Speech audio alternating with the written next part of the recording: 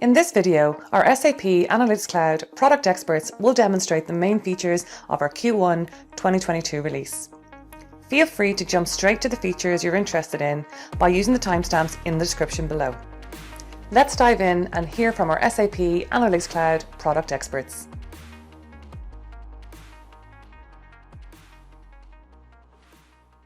Hello, I'm Adrian, a product manager with SAP Analytics Cloud, and I would like to introduce you to a new feature allowing you to add a hyperlink to the custom notification banner.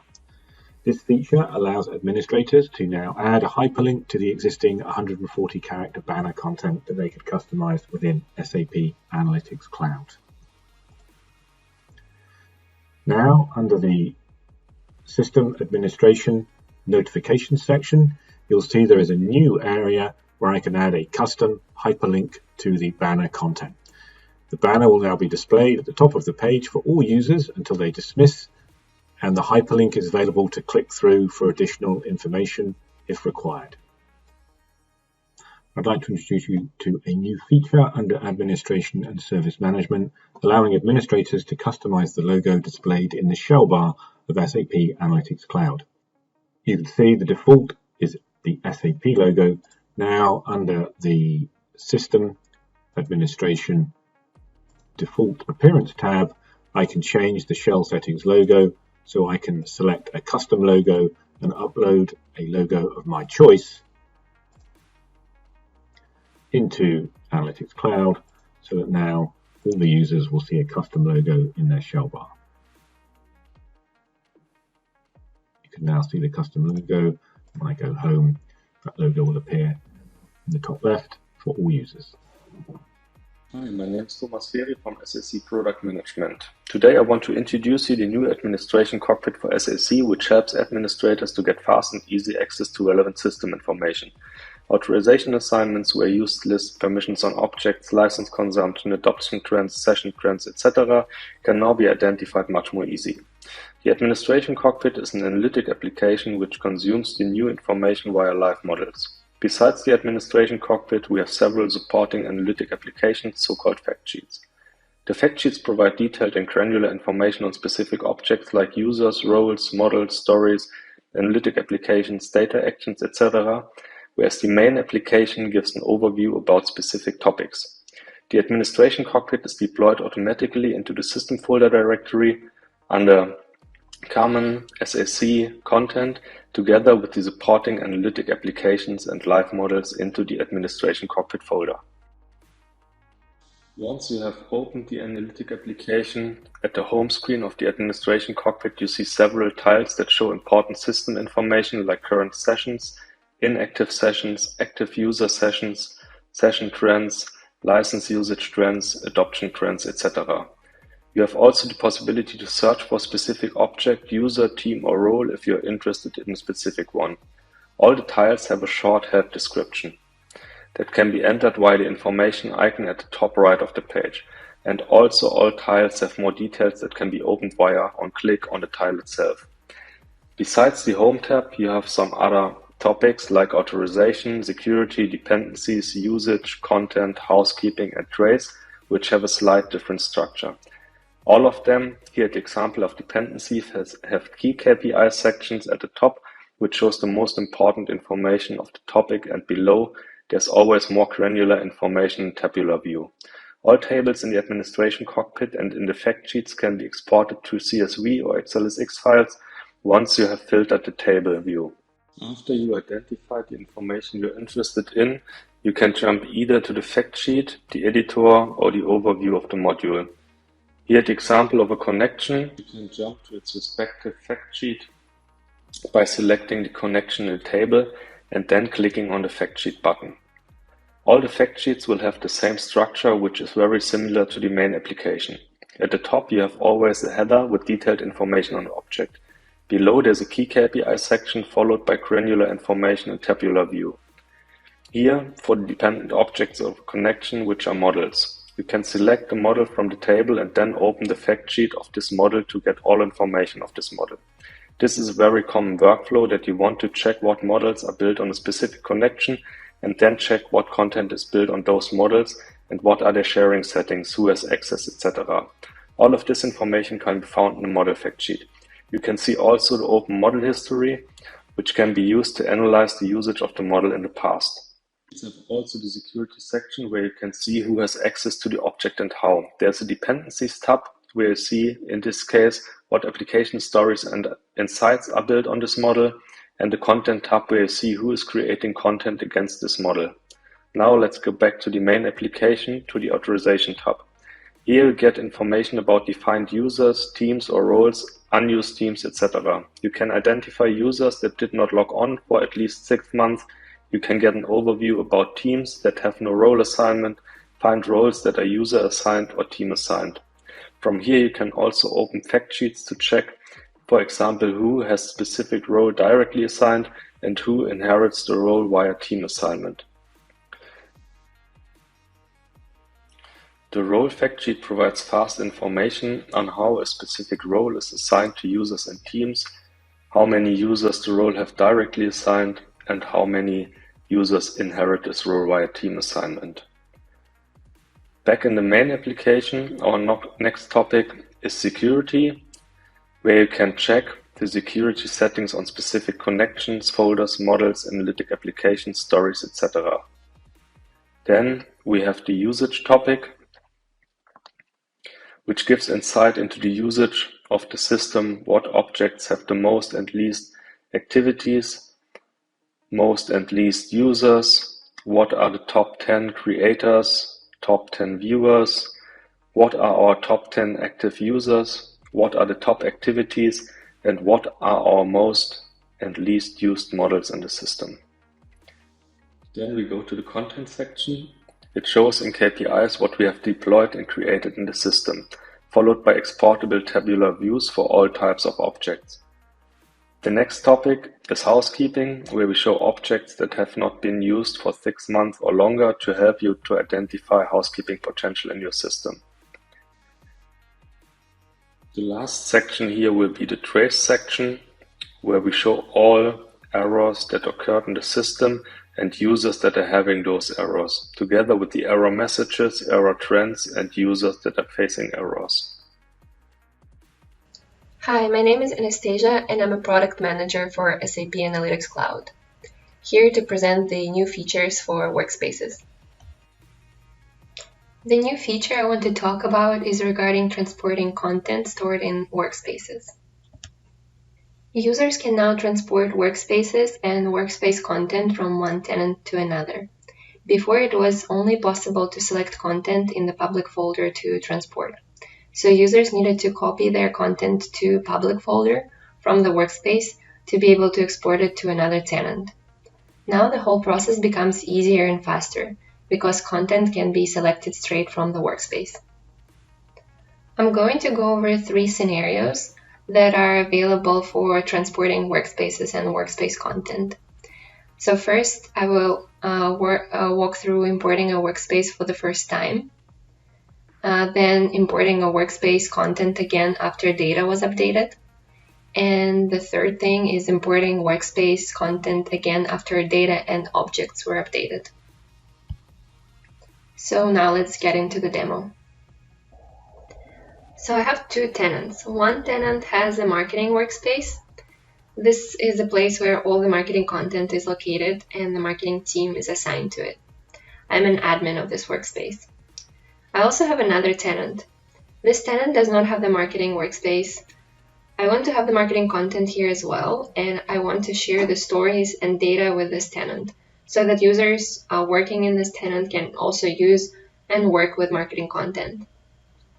In the marketing workspace, I have 2 stories and a data set. I want to share this content with another tenant. So I go to Transport, Export, and click on plus. Here I can see the new feature. There is now a workspace selection option. So let's select Workspaces, Marketing Workspace. The content needs to be in the system folder of the workspace to be available for export. Here's the content that I want to export. When I select content, all the dependencies are selected as well. So one of my stories, marketing report, uses a model that is in the public folder. So we can see that the model from the public folder is also selected.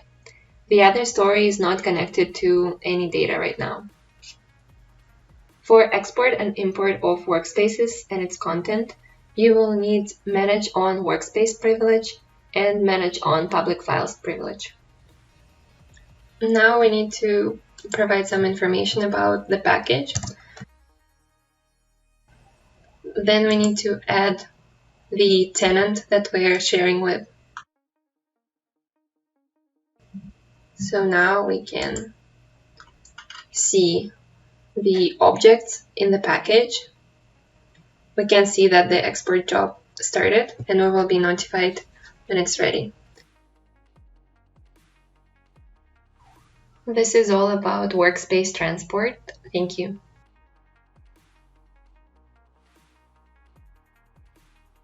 Hi, my name is Anastasia and I'm a product manager for SAP Analytics Cloud, here to present the new features for sharing. Administrator can disable the feature to share content to all users. As a result, users will not see all users option when sharing.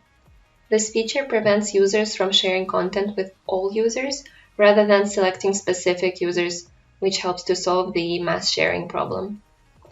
The Email New Recipients option is now unchecked by default when sharing content with other users. This feature prevents users from sending unwanted emails to recipients by forgetting to uncheck the box for the Email New Recipients option. Users can now publish insights to Catalog. They can do that through the file browser. And users can also add metadata for insights. This brings a lot of benefits, such as filter and search capabilities of Catalog can now be applied to insights to find insights faster. The metadata feature of Catalog cards brings additional understanding of insights. And users can also now favorite insights and easily find them in favorites and shared with me tabs. Now let me show a quick demo for this feature. Right now I'm in my files and I have an insight here. If I select the insight, I can go into Edit and modify metadata for this insight. Add tabs, description, and filters. I can also add the insight to Catalog. Let's share it with all users of Catalog. I can modify metadata here as well. Now let's go into Catalog. Here I can see the published insight. I can use Catalog's filter capabilities to find insight. If I go into Favorites tab, I can also see my insight here as well, because I added it to favorites. That's all for this feature. Thank you.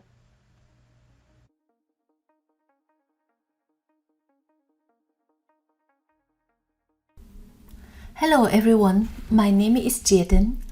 I would like to introduce the new features for Analytics Designer delivered with QRC1 release. The first highlight feature is the Data Change Insights on home screen. Application consumers today can already subscribe Data Change Insights for analytical applications.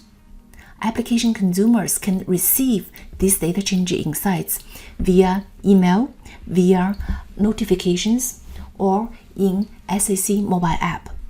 With QRC1 releases, we have extended the channel to receive the data change insights. So application consumer can configure the data change insights tile on the home screen, like here. With this data change insights tile, application consumers can filter and search important data change insights across different analytical applications on the home screen. And also, application consumer can search for data change and filter data changes with different criteria, like top N, like time range, like importance, and also subscription type. So you can now, as an end user, and you can go to your home screen like here, go to home screen settings, and then add this data change insights as a tiles on the home screen. Click on that, then we will be able to add it to a home screen. On these tiles, we can also move that bigger or move that smaller, depends on your needs. So here, I would like to move that bigger. So here, within these tiles, it will show me the data change insights across all analytical applications I have subscribed or other persons have subscribed for me. I can see that the quantity sold by product or of carbonated drinks has decreased. If I want to see the details, I just click on this particular text, and then we will be able to see that this decrease also as a chart. We can exactly see the number, and also we see the details, and for example, the dates of comparison is in yesterday and today. And also it is subscribed by myself, and also the importance is normal, and the measure what I subscribed here is a quantity sold.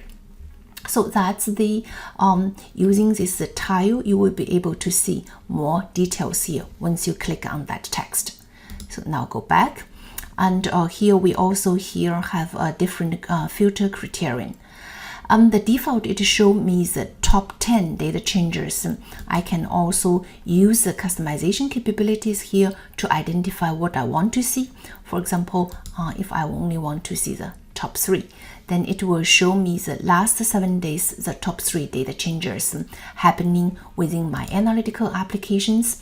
Now let's go back to the default, will be the top 10. And I can also go to the notification. That's basically showing what has been sent to the notification. And if I click on the notification, we see that I received one notification and today, and within this notification, we can also see different information here. And then I will go to my top 10, back to my top 10, and go to the time ranges. So here you have the options to define whether you want to see last 3 days, last 7 days, last months, or even you can using this calendar picker to select a time range, then to see the data changes, what happening within this time range. I can also filter with the different importance and either high or normal. So this priority are defined while you are subscribing to this data changing sites. And also I can filter with the subscription type. I can see all the data changes subscribed by me, or maybe I can see data changes that are subscribed for me by other persons. So here with all of the filter criterion, you have different options to get to filter your information. And we also here have a search capabilities. So I can say that I'm only interested in, for example, for the key figure of the gross margin. So I can enter this gross margin, and then I will get these 3 gross margin related data changing sites. And from this data changing insights, I can see the information. I can also directly use this link to open the related analytical app. That's exactly the analytical applications. So that's the first feature for data change insights centrally on SAC home screen. With this feature, we provide the application consumers a very convenient way to access conveniently, easily to all of the data change insights for his or her subscribed analytical applications. The next feature is that Analytical Designer with QRC1 release also support linked dimensions features. A primary data source with a secondary data source can be joined via a common dimensions, like here. And also charts and tables can be defined based on the blended data sources. And also filter can simultaneously update all the charts and tables. In addition, Analytical Designer provides the corresponding script APIs for the blended charts and tables, and this will work for the primary data source. I would like to show this data linked dimension capability. So within Analytic Designer, you see in the design time, we also have this linked dimension capability. So if I have, like here, I have 2 tables, I can use the linked dimension capabilities to link them together via the common dimension. Like here, I have 2 data model, and I link them with a particular country. And once I have done, I can define the input control, and the input control can take the effect to both data sources.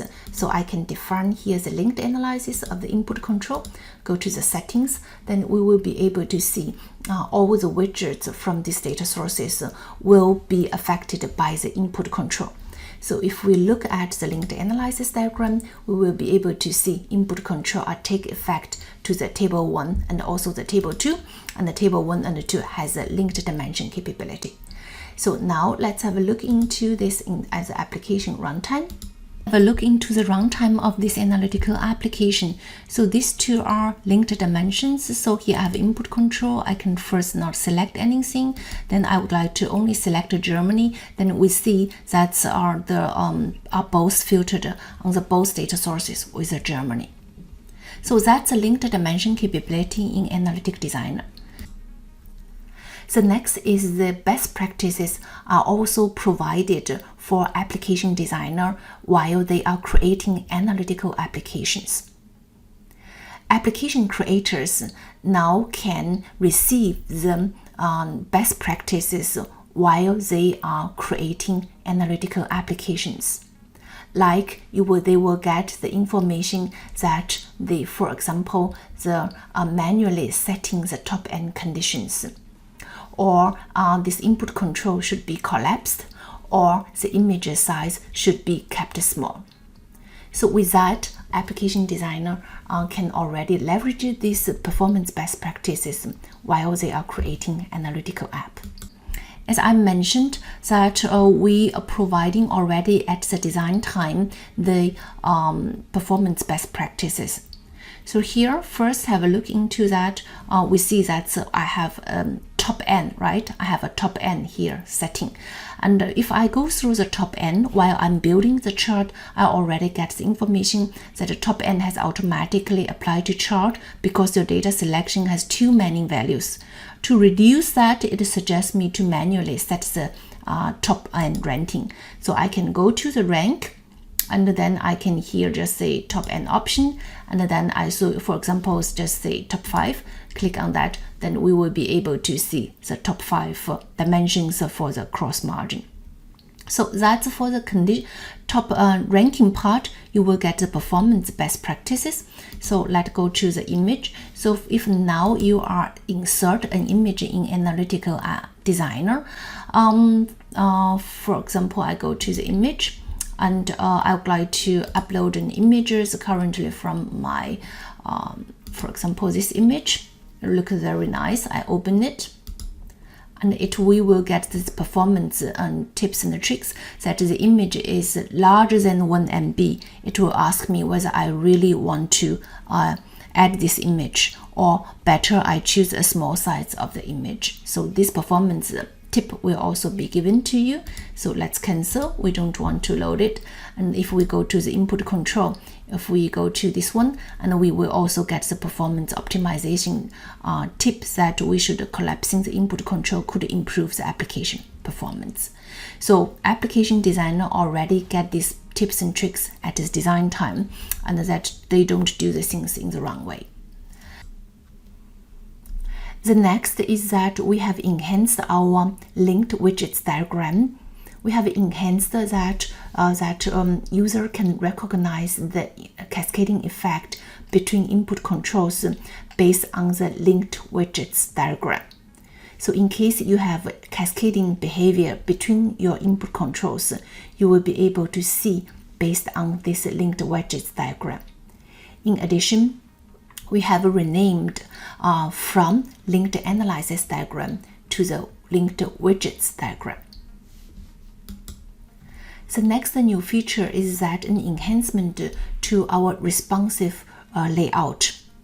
Now application designers can define responsive rules in the flow layout panel to hide some widgets.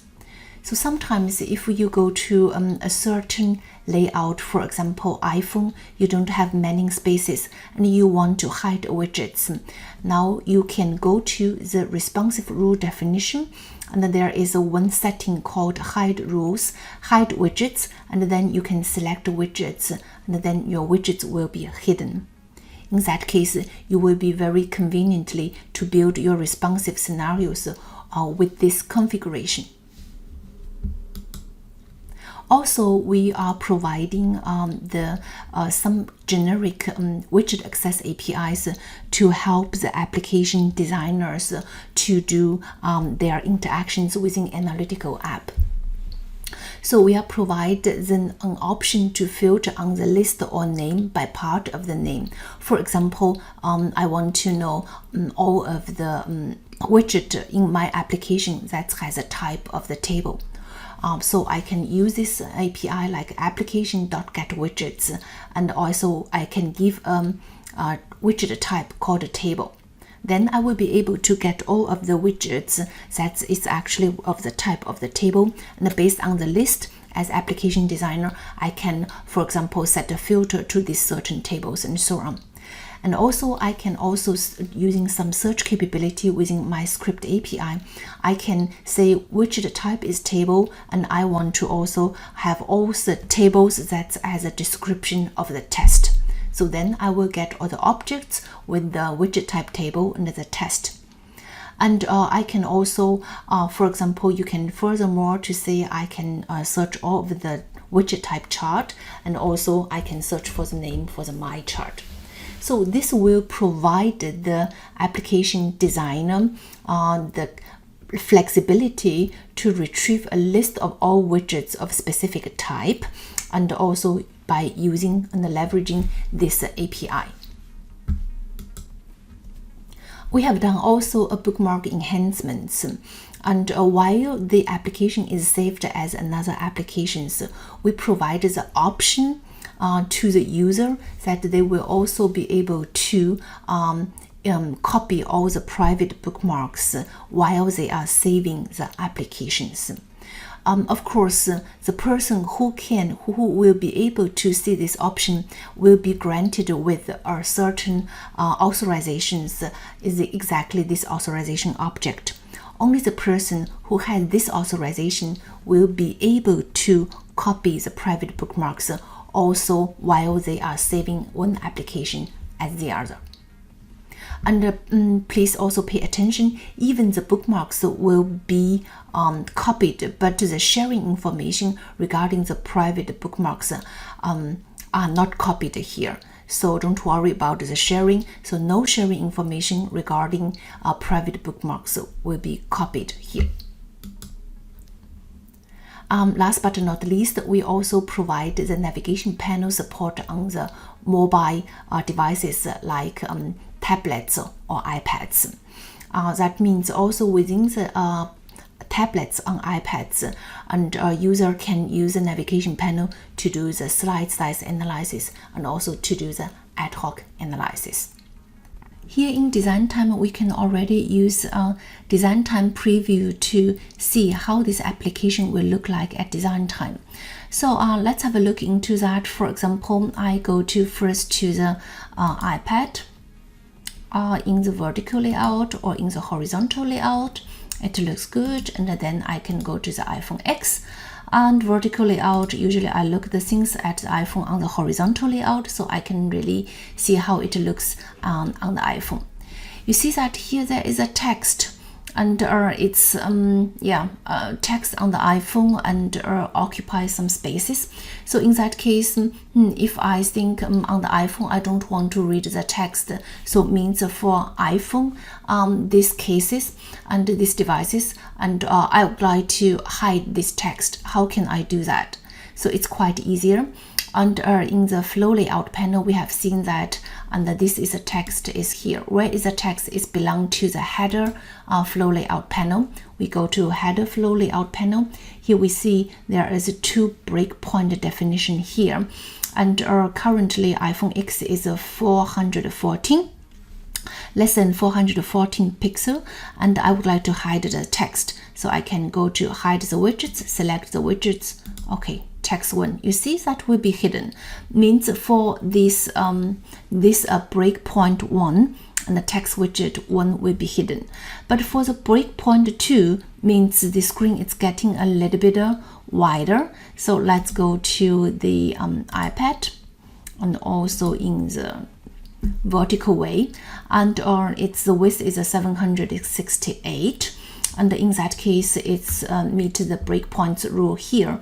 We will be able to see that then the text, nothing will be hidden. Text 1 are still there, only it's only hidden if I turn to this small size of the iPhone X, then the text 1 can be hidden.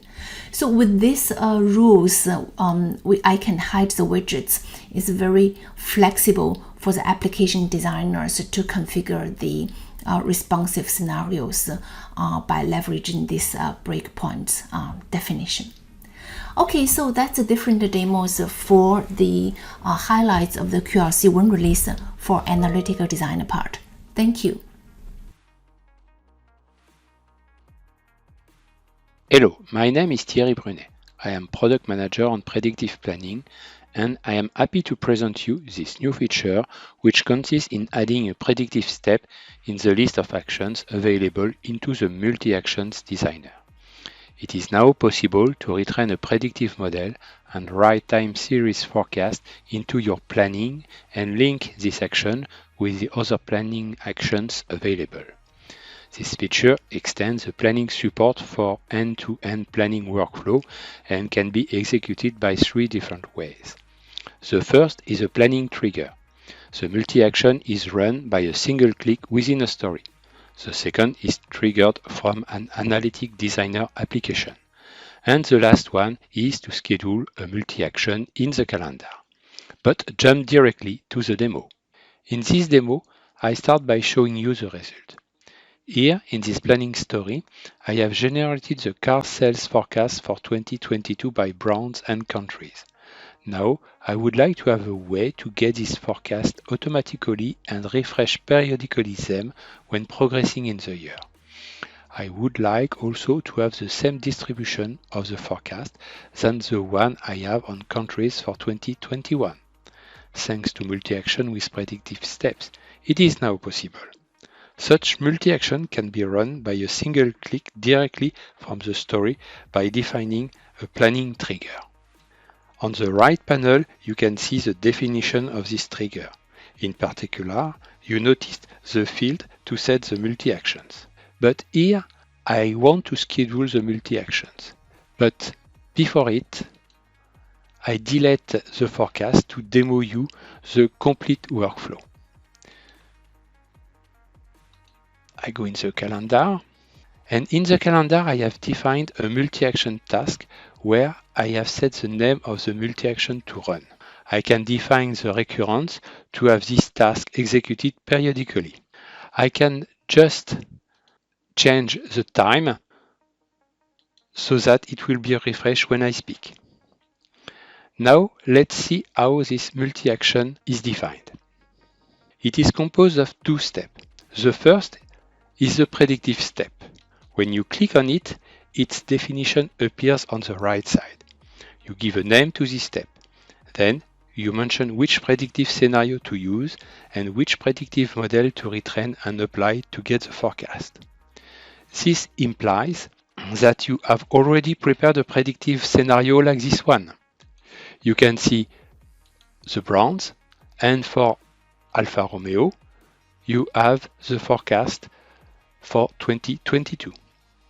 The predictive model gives forecast by brand, but I would like to also have the forecast by country. This is not a problem because the second step of my multi-action is an allocation. On the right side, you see the definition of this step. This allocation step is a data action that distributes the 2022 forecast of car sales at the country level. Now, when I go back to my story,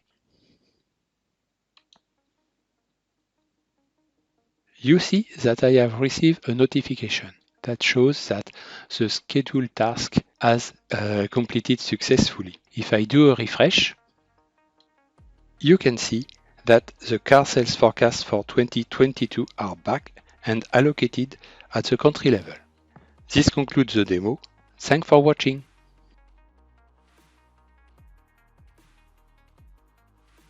Hello, my name is Bettina Denonville. I'm a product manager in SAP Analytics Cloud, here to present you the new features for Data Analyzer.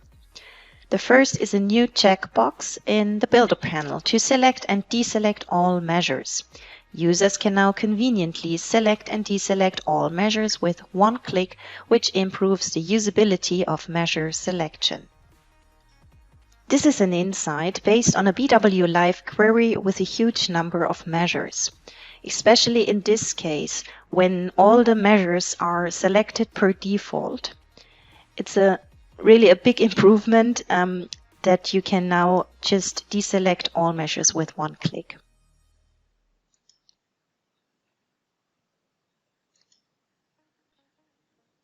Next is advanced options in the Save Insight dialog. These options enable the user to decide if the prompt should automatically open each time the insight opens, and in case of dynamic variables such as customer exit variables or authorization variables, the user can decide if the last values should be saved with the insight or not. The next is the Save Insight dialog. This query has input-enabled variables and dynamic variables. So I have these two options here available. I want to see the prompt all the time I open the insight, so I check this. And I want to save the last value for the dynamic variables. I check this. I save this new setting with the insight.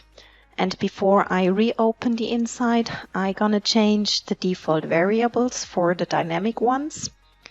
So I choose here the September instead of the August and just remove the period.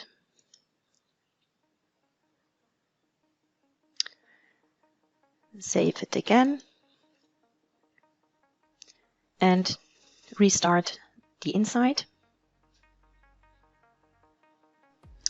You see the prompt is open and I see my last values, so the September is saved and none of these period values. And the last one is launch from the table widget in a story. Users can now perform deeper analysis on table data by opening the table in Data Analyzer directly from the story table. The table states such as filters, which includes the story filter, page filter, widget filter, as well as variable state and the navigational state of the table, will be transferred when opening Data Analyzer. Now I'm going to show you these features in SAC. So for this, I open the sample story. And here on the tab 3, there is a table, and in the edit mode, in the designer panel of the table, you will find under properties a new entry, enable Data Analyzer. And once this is set, you will find this context menu entry here in the view time. Before I jump to Data Analyzer, I want to do an additional filter because I want to do a deep dive for Kieran Ray, which is the top sales manager. So first I filter to Kieran Ray, and then I want to start Data Analyzer. You see the page filter has been transferred here to the filter line, the 3 locations and the 4 products, and the widget filter is recognized. And based on that, I can do now the slice and dice analysis. I have all the measures available and other dimensions, so I can do now my ad hoc analysis. So that's from my side. Thanks a lot for your attention. Hi, My name is Arno Klein, and I'm part of the product management team of SAP Analytics Cloud. With the Q1 release, we will get an additional dropdown within the variable prompt dialog, which allows content creators and consumers to maintain user variants. You can create, edit, save, override, and delete variants, and the variant selection is saved in BW with the query itself. We support global and private variants and leverage all data authorizations from the backend. The feature is a pure BW feature, and it can be used in design and view mode of story, analytical application, and data analyzer. If you create a variant via SAP Analytics Cloud, you can also consume them in other tools like Analysis for Office. Let's have a look on the feature within Data Analyzer. Now we are in the variable dialog in Data Analyzer. As you can see, we got a new dropdown, Apply Variant. Within the dropdown, you have access to the already existing variants. You can override them, save new variants, or manage variants. Let's create a new variant for Germany. I select Notebooks France, kind of a template, and exchange France with Germany. Now I have everything in place and can save the variant.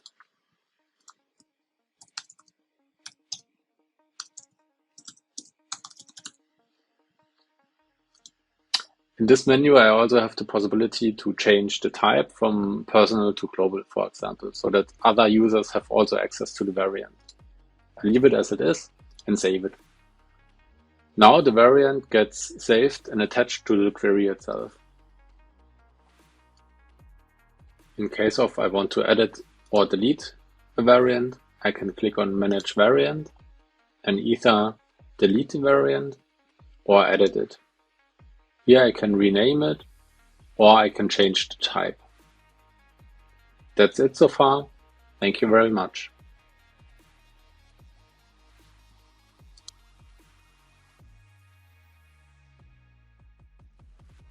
Hello, my name is Scott Godfrey, and I'm one of the product managers with SAP Analytics Cloud, focused on planning. And today I wanted to spend a few moments talking to you about some of the new features we have releasing as part of the Q1 2022 QRC release in the planning area. And I wanted to start with a very small but meaningful enhancement to the value driver tree. So up until this point, if you were interacting with a value driver tree, you would click on a given value. Let's say you wanted to change a value, you would click on the corresponding node or the value within the node, and you would get this little pop-up that allow you to either change the percentage via dragging on the mouse or change the number directly in the cell using the virtual keyboard. But in either case, you needed to use your mouse or your finger, let's say if you were on a touchscreen interface like a digital boardroom, to change that value. Well, with the Q1 release, we now allow you to use the keyboard to change those values. So you would still click on the cell, the virtual keypad does appear, but you can now key directly, you can key your changes directly into the keyboard to either change an absolute value, let's say a dollar figure. You can use a right or left arrow key to change the percentage, to increase or decrease the percentage. And you can also use special characters like plus or minus or percentage to either increment, decrement, or to enter a percentage directly into the cell. And so this makes data entry a little more natural if you're working on, for example, a PC. So you should be able to enter your data a little quicker and more accurately using the keypad.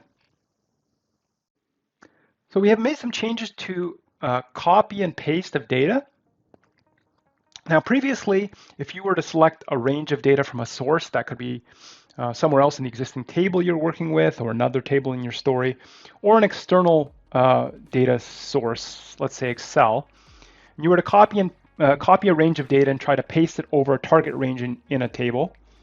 And there were scenarios where certain corresponding source cells that you've copied may be unbooked or the equivalent of unbooked, and you try to paste them over a target cell which already has a data value. You would then get an error, right? And this created challenges copying and pasting large ranges of data, because it was often the case that you may have a mismatch like that. You may have a source cell that you want to zero out a target cell because your source has the equivalent of unbooked. And you couldn't do that previously. But now with the Q1 2022 QRC release, we have changed that, and we do now allow copy and paste where booked will overwrite booked, booked will overwrite unbooked, and unbooked, or the equivalent of unbooked, can overwrite a booked cell. Now, the representation of unbooked may differ a little bit depending on the source. For example, if you're copying and pasting from Excel, you could have a blank cell, or you could have a cell with dashes, and either of those will be respected when you copy and you paste them into an existing data cell with a value. So let's jump over and look at this, how this works in practice. So just to illustrate some of the changes here to the copy and paste mechanism, of course, up until this point, there was, of course, no issue where I would copy a cell which was booked to another cell which also was booked, from a cell which was booked to an unbooked cell. Where the challenge occurred was when I had something that represented unbooked and I was copying that to a booked cell, right? And especially if I tried to select the entire range and do that, I would then get an error, and I would have to start selecting subsets of the data to try to copy when I wanted a larger selection. I'd have to do it incrementally using smaller sets of data and copying and pasting smaller sets of data. So with this release, we now support all scenarios, that is booked to booked, booked to unbooked, and unbooked to booked. Right? So I'll go ahead here, and you'll see that most importantly is that I have this cell and this cell, right? Which the source, if I'm copying period 1 to period 2, they are unbooked. I'm going to copy them over booked. Okay.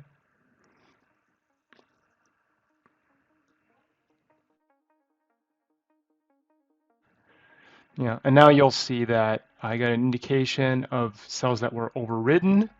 Of course, my 350 also copied, my 250, right? And so now it's much easier for me to copy an entire or larger range, even when the source may have unbooked scattered throughout that range. With this release, we've substantially increased the flexibility associated with reading data across models. So obviously, if we're talking about scenarios of extended planning and analysis, right, there's often multiple models involved to perform different functions. You want to consolidate data from across those models. You may use a cross-model copy.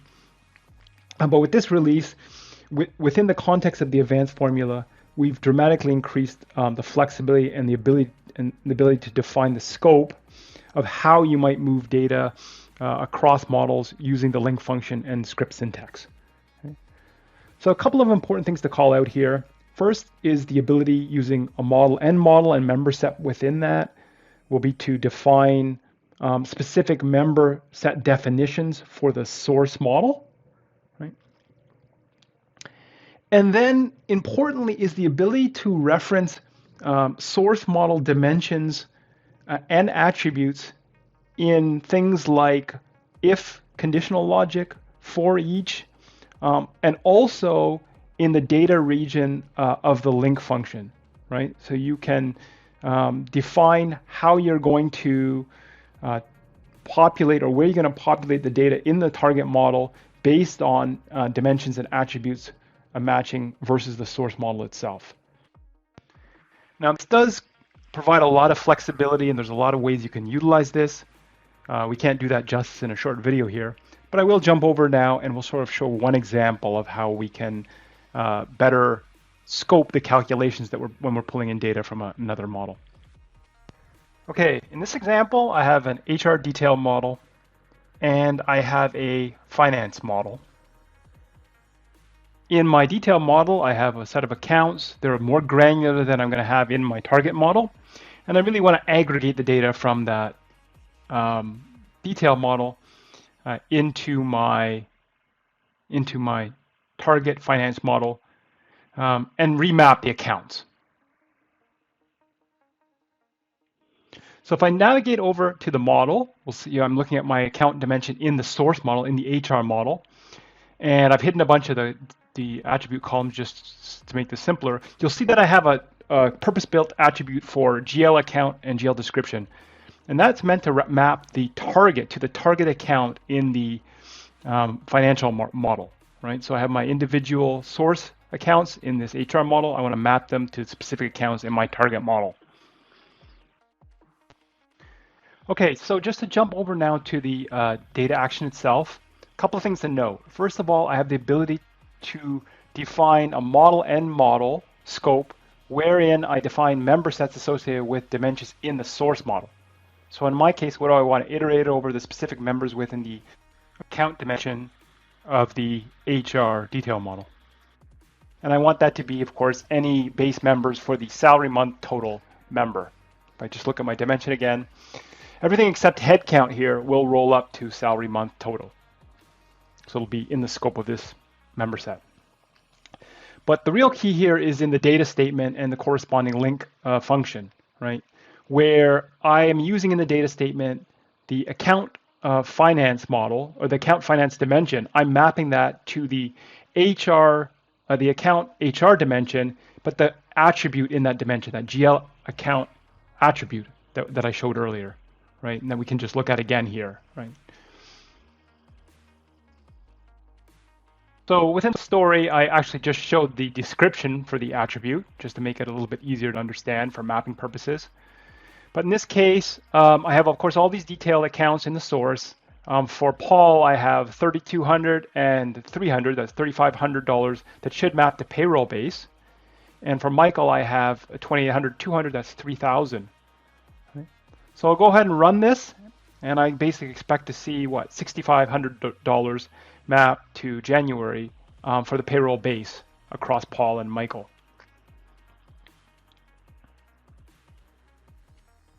And yes, so there's my 6,500. I also have 1,200 that maps for the payroll other, right? And this is just one simple example of how I have the ability to better define my read condition and where I map data from a source model when I'm doing these types of link formulas and cross-model referencing in the advanced formulas. In the area of modeling, we've introduced support for multiple account hierarchies. Of course, we supported multiple hierarchies and other dimension types like generic dimensions and org dimensions for some time. The one obvious holdout was the account dimension. And of course, the account dimension has other unique properties such as exception aggregation and account formulas that have made that a little more challenging. But now with the Q1 release, we do support or do enable the ability to add more than one hierarchy in the account dimension.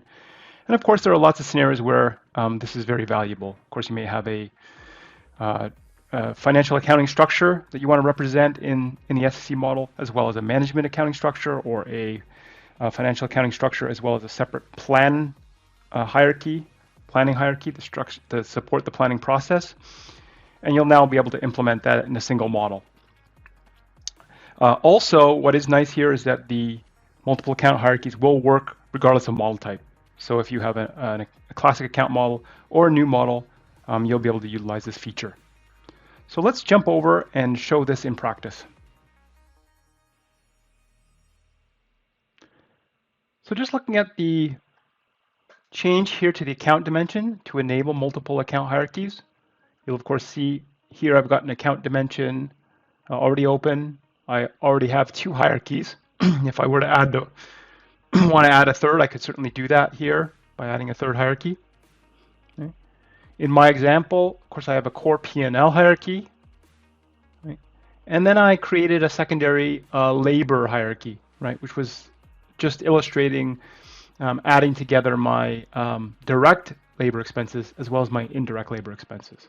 Right, so they're in this primary structure, of course, but they don't aggregate. But if I wanted separately to aggregate all my employee expenses, I could do that with the second hierarchy. And then just pivoting over to a story that's consuming this, of course, I have my primary hierarchy here, my OPEX, or my operating income hierarchy. If I sort of drill under cost of goods, I have labor associated with my cost of goods. I, of course, have personnel costs down here. Right, a few different buckets for personnel costs, salaries, and bonus. Right, those are aggregating in my primary hierarchy. But of course, I have now the ability to, if I have it defined, to pivot over and pull up a secondary hierarchy, which includes, of course, the combined values from the direct expense and indirect expense for labor. Okay, so this is the multiple account hierarchies, which are now available with our Q1 2022 QRC release. Hello, my name is Gerd Schöffel and I am a product expert in SAP Analytics Cloud Planning. Today I want to introduce you to the new data export service. With this QRC release, we deliver a CDI and thus OData-based data export API. This API enables customers to pull data from SAP Analytics Cloud Planning models. The generic pull export can have arbitrary systems as targets, as opposed to our previous push-based exports that had dedicated systems as target systems like BW or S4HANA. Thus, the customer can use other SAP or third-party tools to extend the comparative performance reporting. The API can be used to expose SAC data to SAP applications like Data Intelligence, BTP applications, HANA, S4HANA, DWC or BW.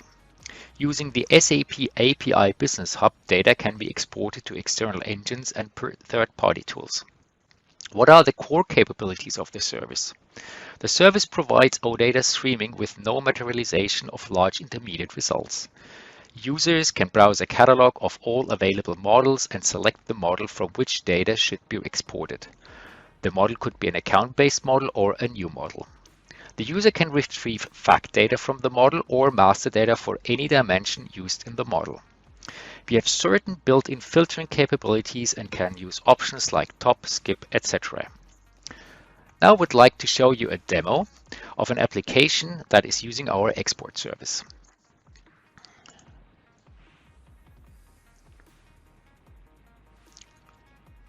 We have built a simple BTP application that visualizes some of the options we have in our API. I have already logged on to the BTP application and the underlying SAC system.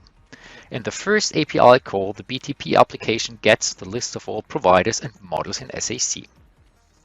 The application displays a list of the models with their names and descriptions.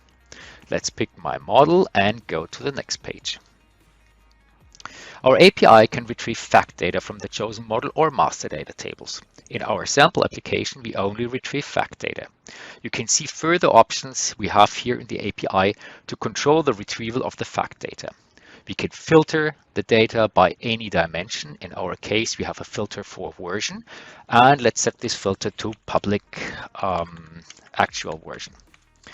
We can also order the result by certain dimensions, by any dimension that's used in the provider. And we can have options like top n or skip n entries. Let's just retrieve the first 300 entries. If I now go to the next page, we're retrieving the fact data from SAC, and here's the result. You can see all the data, the first 300 records of our data set with the dimensions, and if I scroll to the right, with the signed data as the only measure in our model. This completes our small demo. Thank you very much for watching.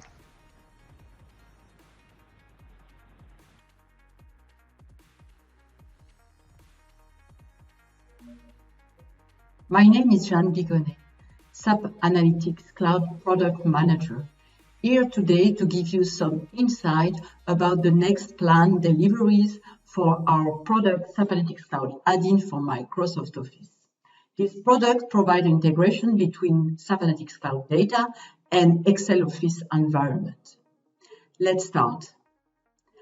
First of all, we plan to provide a new capability to refresh single table and data source directly from the ribbon.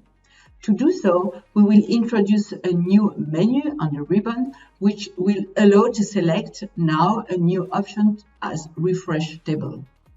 Then this will be really helpful to gain in performance and also to be more accurate on the data you would like to refresh. Next delivery is about a new kind of filter that we will introduce directly in the grid using a specific Excel-like formula that will allow you to directly retrieve the filters applied on the data in your grid, but also to change this filter for a specific grid table of specific dimension. Then, clicking on the cell, you will be able to change it dynamically without the need to go to the right-hand panel as it's the case today. So with this filtering capability, we want to gain in agility for the end user. and to make your life easier. We now also plan to introduce a new type of selection in the so-called member selector, where you select by dimension a list of members. This member selector is already quite flexible, but with this existing option, you can't select only leaf members in the hierarchy. And this is what we plan to release in Q1, this new selection that you can see here on my screen, select leaf member. This new option will be really useful for planners when you would like to directly input data on the leaf member of your hierarchy. Next delivery plan is also really important. This is about prompting. So when the end user will open a workbook, if a variable has been defined on the SAC new model, it will retrieve it as a prompt. And the example on my screen is a currency, which has been defined as a variable in the model. Of course, this will also support Data Warehouse Cloud Live connectivity, where prompt variables have been defined on datasets. And lastly, we introduce also in Q1 the capability to use keyboard shortcuts for Windows environment and Mac environments. They are different. And using these keyboard shortcuts, you will be able directly to command the product and the behavior of different actions without the need to use the ribbon menu from the top of the screen. You can see here on my screen which key combination will be needed based on the environment. That's all what we have planned for Q1 this year. You can find more details on the Roadmap Explorer tool on the Microsoft Office integration topic. Thanks.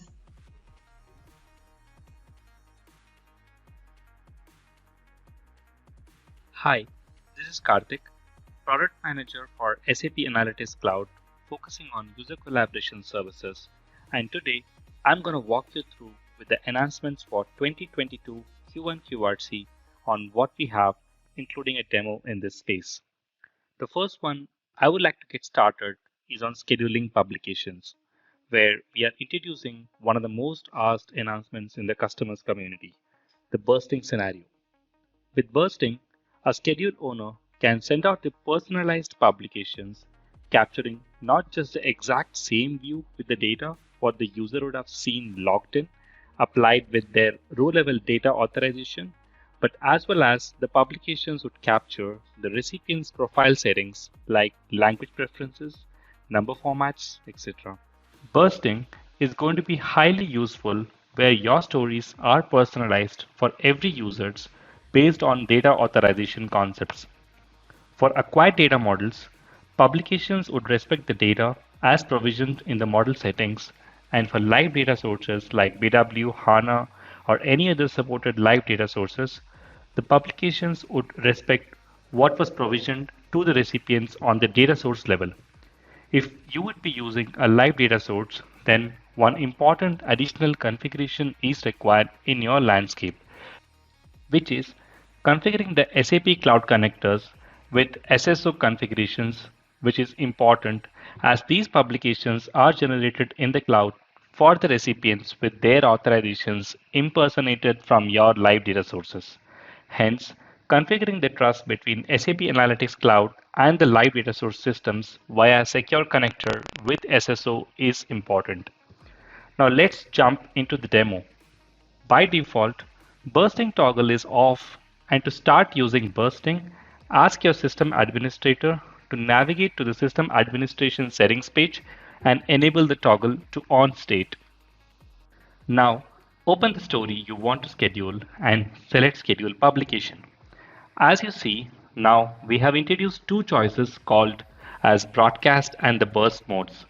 Broadcast would continue to serve the old use case where the publications were sent with schedule owner's data authorization, whereas burst mode needs to be used when recipients prefer their personalized data authorization publications, including their profile settings, to be respected. The recurrence options remain same without any changes. Now under one of the views, I would like to add recipients.